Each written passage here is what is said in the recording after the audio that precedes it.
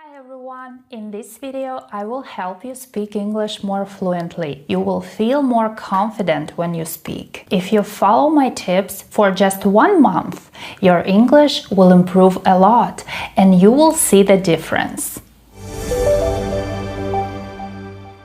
My name is Kate. I'm an English teacher. Today, I will share with you 9 powerful tips to help you speak English better. Let's start! Tip number 1. Surround yourself with English. This means put English into your daily life. Let me tell you a real story. A few years ago, I had a student online. She joined my class and started speaking English. I was surprised. Her English was almost perfect. Great accent, big vocabulary, no grammar mistakes. I asked her, "Did you live in an English-speaking country?" She said no. "Did you study abroad?" She said no, never. I was so curious. "How did you learn English so well?" I asked. She smiled and said, "I surrounded myself with English every day." She watched YouTube in English, she watched movies, she joined online groups to speak with others, she listened to English podcasts. So yes, it's possible. Even if you live in a non-English speaking country, even if you don't go to English school, just surround yourself with the language and your English will grow. Try this every day. Hear English every day. See English every day. You can watch English movies and TV shows. You can listen to English music. You can read books, articles, or even Instagram posts in English. The more English you hear, the faster you will learn. It helps your brain get used to the sounds, the words, the grammar. It's like learning a song. You hear it many times and then you can sing it. Tip number 2. Speak out loud. Don't only listen. Don't only read. You must speak English to improve your speaking. Speak out loud every day. Talk to yourself in English. Yes, it may feel strange at first, but it really works. You can describe the room around you, you can talk about what you're doing, you can share a memory or story from your life. You can say your thoughts in English. For example, "I'm cooking dinner now, I'm making pasta, it smells good." Or, "Yesterday I went to the park, I saw many people, the weather was nice." It doesn't matter if you make mistakes, just speak. This helps your brain get used to making English sentences. It also helps you feel more confident. You will stop being afraid to speak. You will learn how to think in English. You can do this in your room, in your car, or when you walk. Anytime, anywhere. So remember, speak out loud. Every day, even 5 minutes helps. I have great news for you. There is a space where you can practice English with me and other students. I invite you to join my Telegram channel to communicate and connect with other learners like you. It's completely free. You can find the link in the description and in my bio. Tip number 3. Talk to native English speakers. One of the best ways to improve your English is to talk with native speakers. A native speaker is someone who grew up speaking English as their first language. When you talk to native speakers, you hear real English. You learn how words are used in a natural way. They can also help you fix small mistakes. Here is a story from my own life. When I started learning Spanish, I joined a Telegram chat. I met a friendly girl there. She was a native Spanish speaker and she was learning English. We helped each other, we talked about our hobbies and interests. I practiced speaking with her. I learned real Spanish expressions that you don't always find in books, and I felt more confident. This experience really helped me grow in the language. You can do the same with English. Find English speakers near you or find them online. You can use apps, chats, websites, or join language exchange groups. Even texting and chatting in English helps. Sending voice messages is even better. Practice with your friends, teachers, or people in your community. And please remember, have real conversations. Speak with native speakers as often as you can. Tip number 4. Record yourself speaking. This tip is super powerful. Record yourself speaking English. Use your phone, open your voice recorder, talk about something, anything. Talk about your day, your plans, or your favorite movie. Then listen to your recording. Yes, it might feel strange at first, but it helps you so much. You will hear your voice, you will hear your pronunciation, you will notice where you need to improve. This also shows your progress. In a few weeks, record yourself again. You'll say, "Wow, I sound so much better now." It's a great way to build confidence. You'll feel proud of how far you've come. So don't wait, record your voice today, listen, improve, and try again. Tip number 5. Write a diary in English. Writing is also very important. Start a small diary in English. You can write about your day, your feelings, or anything you want. I personally love writing about the things I feel grateful for. Try doing that in English. For example, I'm grateful for my family. I had a good day today. I learned 5 new words in English.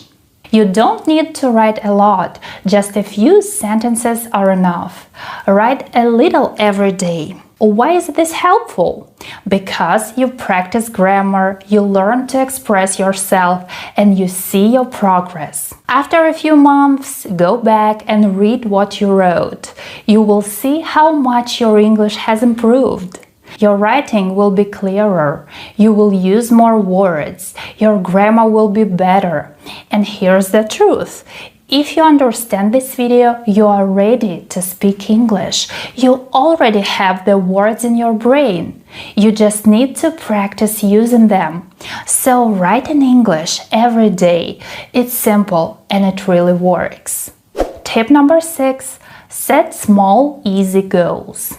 Many people feel tired or give up because their goals are too big. For example, saying, "I want to speak English fluently" is a big goal. It can feel too hard or too far away. So what can you do instead? Break your big goal into small, easy goals. Small goals are easier to reach and they help you stay motivated. Here are some examples.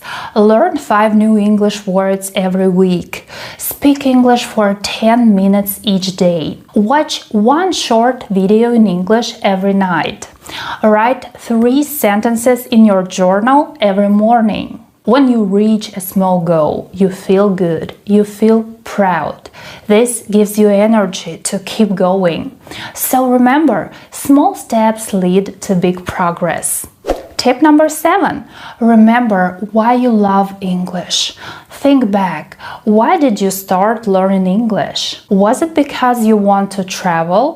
To understand movies or songs? To speak with people from other countries, to study or get a better job? Whatever your reason, remember it. This feeling will help you stay motivated. Sometimes learning gets hard. That's normal. But if you remember why you started, you will want to keep going. You can even write your reason in your diary. Read it when you feel tired or bored. It will remind you that English is fun and useful for your life. So don't forget, connect with what you love about English. Tip number 8. Study with a friend or group. Learning alone can feel boring or lonely sometimes. That's why it's a good idea to study with a friend. You can practice speaking together, you can ask each other questions, you can help each other when something is difficult. And it's also fun. You can play games, quiz each other, or watch English videos together. You can join an online group too. There are many English learning communities on social media. You can meet new friends who are learning just like you. How often do you listen to music? I think I listen to music mostly when I'm driving. I think it puts me in such a good mood when I'm like out there on a drive and I play my favorite music. I'm usually into Afro music a lot, hip hop and Afro and R&B.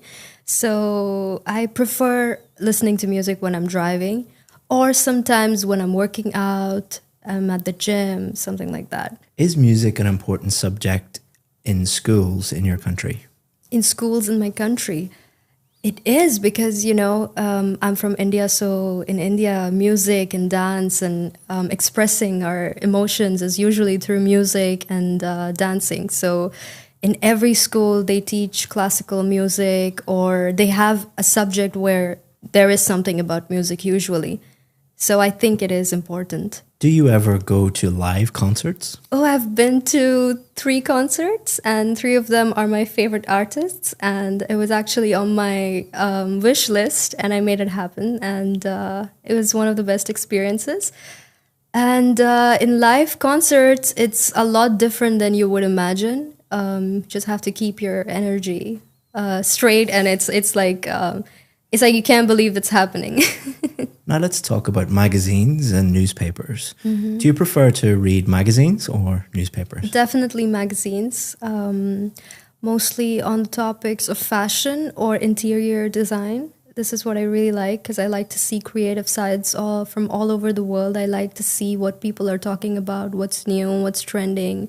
And I like to learn, like I like to have knowledge of things of like, what is this called? What is that called? Because usually when you see pictures, you don't usually know what it's called. So when you read a magazine or where you get the knowledge, that's where you get to know, oh, this fabric is called this or this decoration is called that. So I think it's very good on information. Do you think you can learn as much from a magazine as a book?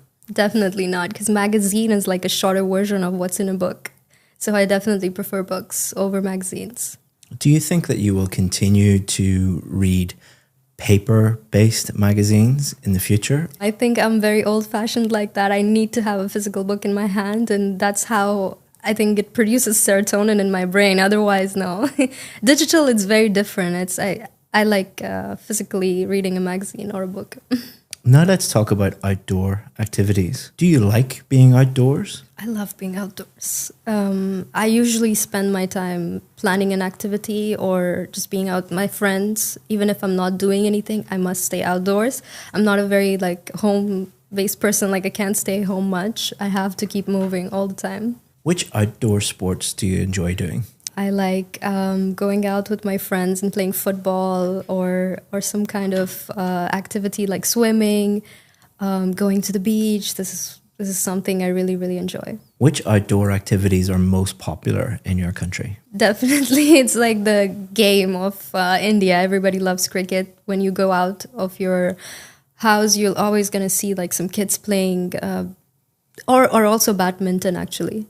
People enjoy that a lot as well. I'd like to describe my favorite actor and actress. So my favorite actor will be Benedict Cumberbatch, and my favorite actress is Angelina Jolie. And I like their movies so much. They usually star in action films or mystery films, and that's very similar to where I am. Like in my personal life, I love mysterious stuff. I'm like always into like detective theories or mystery books and stuff like that. So I always watch movies as such, and their acting is on point. It's always number one. And I like Angelina Jolie also for her humanitarian work that she does throughout her life. She's been very present with charity work and making sure that a lot of kids are fed in countries which are unfortunate. And I really like that about her. And I also like how fierce she is. And when she presents herself, it's very divine feminine. So I really, really like that. And I feel like she has that sort of energy where a woman can feel powerful about herself just by looking at her and kind of understanding where she comes from. She doesn't really come from a very mentally stable place. But now, at this point in her life, she's a very strong woman, and she's done it all herself. And Benedict Cumberbatch, I actually watched his TV show, which was called Sherlock, and I am a crazy Sherlock fan. I love mystery, like I said, and detective stories and everything. And him playing that really showed me what kind of an incredible actor he is, because I felt like I'm watching Sherlock Holmes from the books and not an actor on screen. And he's also done a movie that I really love. It's called Doctor Strange. That's my favorite superhero from the Avengers. And he has just done an amazing job in that movie. So we've been talking about a famous actress and actor that you enjoy. And we're going to continue to talk about movies and theatre. What are the most popular types of movies in your country? It would be... To thank you for watching this video, I want to give you a free course that has helped thousands of students improve their IELTS speaking score. What it's going to do is take you through every single part of the test and give you strategies for part 1, part 2 and part 3, and also allow you to practice at home for free and get feedback. To sign up for that for free, all you have to do is just click the link in the description. Thanks very much, and let's get back to the video. It would be action and drama, definitely something that has to do with emotional connection. It's usually fictional, that I would say, and also comedy. Yeah, there's a lot of comedy that goes on in the films that are coming out now and from India. Do you think that going to the cinema will be as popular in the future? I think 50-50, yeah. I'm not sure about that, but it looks like people enjoy watching movies at home, and it's not as much exciting as it used to be back then. And I think probably, yes, it would be more digitally available at home, and probably, yeah. Now let's talk about the theatre. How strong a tradition is it today in your country to go to the theatre? Mostly, I think, in out of city areas, actually. It's mostly now as an activity that families go to with their kids, just to show a play to their kids and to introduce them to this form of culture and activity. I think it's more of that now. Theatre is not as much popularized back in India as much as cinema and film and movies are. So I think that is kind of on the back seat. It's not so much as it used to be. Do you think that theatre should be run as a business or as a public service? Ooh, I think both. I think it goes hand in hand, so that people can be employed as well at the same time, and it is of a public service at the same time. I think that people do enjoy it, but at the same time, it could be used as an excuse and used as like an opportunity. What I mean to employ people, and because there's a lot of people who would love to do acting, but they can't really make it in the movies. So maybe they could use theater as their hobby. So I think, yeah, both can go hand in hand. In some countries, governments pay theatres to put on shows for the public. Do you think this is a good use of public money? It depends on whether or not if it's free to the public. Because if you're charging for them to see that play, then it doesn't make any sense, is what I think. And I think that it shouldn't be this way in the first place. I think it should be available freely to the people. Yeah. Let me give you some feedback on your performance. So you're hoping to get a band 9. And I'll go through the 4 marking criteria. Okay. So pronunciation, fluency and coherence, grammar and vocabulary. So let's start off with your pronunciation. To thank you for making it this far in the video, I want to give you 10% off our VIP course. The IELTS VIP course is the most successful IELTS course in the world. That is a fact because we have more Band 7, 8 and 9 success stories than any other IELTS course in the entire world. We do that by simplifying the whole IELTS process, supporting you with some of the best IELTS teachers in the world, and being with you every step of the way until you get the score that you need. All you have to do is just look down in the description, just click that, and you can sign up. If you have any questions about the VIP course, always feel free to get in touch with us. We answer 100% of the questions that we get. Hope that you become a VIP. If not, enjoy the rest of this free video. Pronunciation is one of your strong points. Oh, okay. The examiner will be thinking, can I understand what this person is saying? How clear are they? And then some higher level pronunciation features like intonation, for example. I can understand 100% of what you're saying. You do have a hint of an accent, but it is extremely clear listening to you. For anyone watching who has an Indian accent, they shouldn't feel bad about it or anything like that. Yes. You know, you shouldn't try and remove your accent. I think it's about speaking as clearly as possible, Yes. but you certainly do. You also use intonation extremely well. So we use intonation to convey meaning. For example, when you came in here today and I said, please sit down, very flat intonation going down. Do I sound happy or rude or A bit serious? rude. Yeah, a bit rude, Serious. a bit serious. But if I said, please sit down, my intonation is going up. It sounds completely different, but the words are Yes. exactly the same. So you use intonation like that a lot to show that you're excited about something, that you're happy about it, that you're serious about something in a very, very high level way, which is very difficult to learn. Thank you. And you do it very naturally. You also use connected speech. So, for example, if you were talking about movies, someone learning English might say, do you want to go to the cinema? But someone at a high level like yourself, do you want to go? Want to go sounds like one word, want to go, because you're connecting all the speech up. You do that a lot and very naturally. You also use sentence stress, where you emphasize certain words. That's your coffee. So you're emphasizing that word because that's the most important word. It's very difficult to teach that. It takes a long time to learn. Wow. So you're doing very well in that you. area. Fluency is, are you able to speak without unnatural pauses, without unnatural hesitation? And there's two reasons why people pause and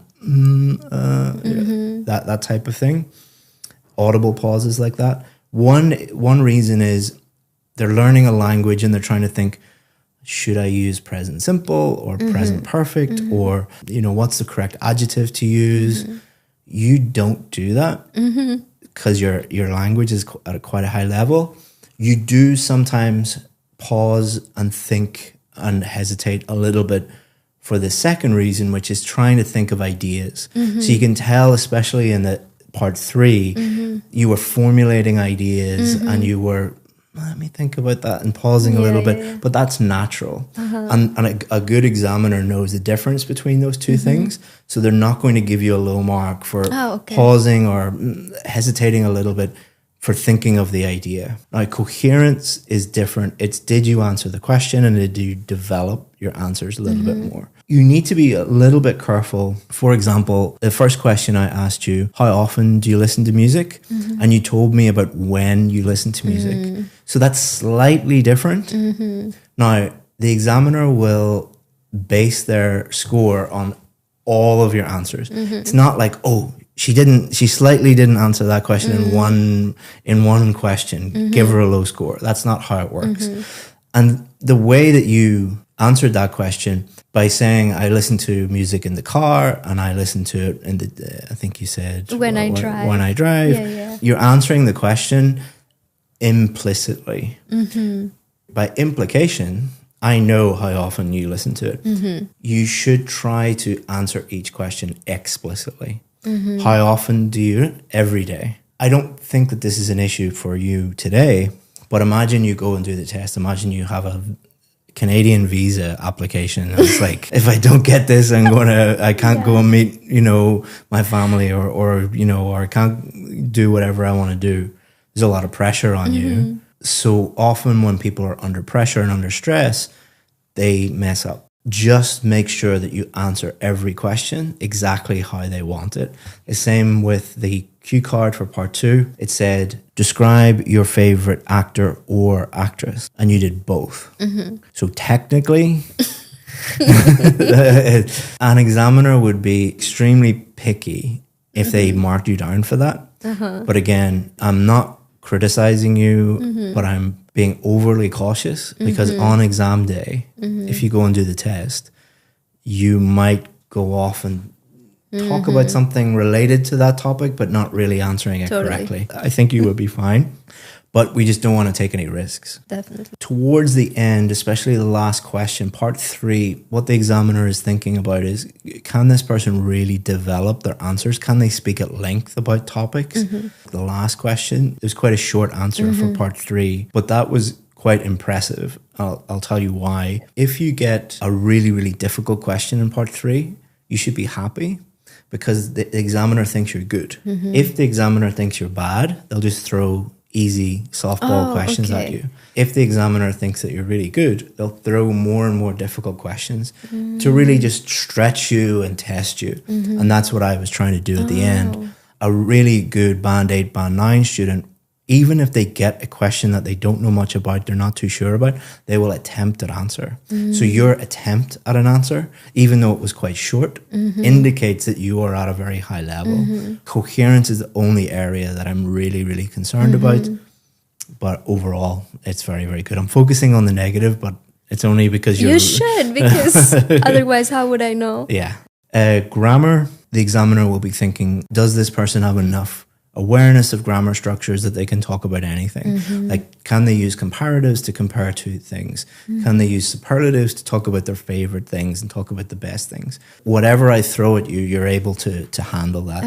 And they'll also then think about, how many grammar mistakes are you making? I think I only heard one or two small slips. I think a preposition slip or an article slip. But that is comparable to a native English speaker. If you listen to native English speakers speak for 15, 20 minutes, they'll make little preposition errors or subject-verb agreement errors. So that's natural. So don't need to worry about that. And your vocabulary is also excellent. For example, this. You use very topic-specific words and idiomatic language, which is great. Only very high-level students actually do that. So your final band score would be the highest one, which is a band 9. No way. Thank you so much. Yeah. That's amazing. But, if on test day you didn't answer the questions in part 1, you didn't really answer the question in part 2, and you didn't develop your answers enough in part 3, that would drop you down a little bit. Not hugely, but just be careful with that. All right. Less than 1% of people get a band 9. Oh, wow. Yeah. So there you go. Well Thank done. you.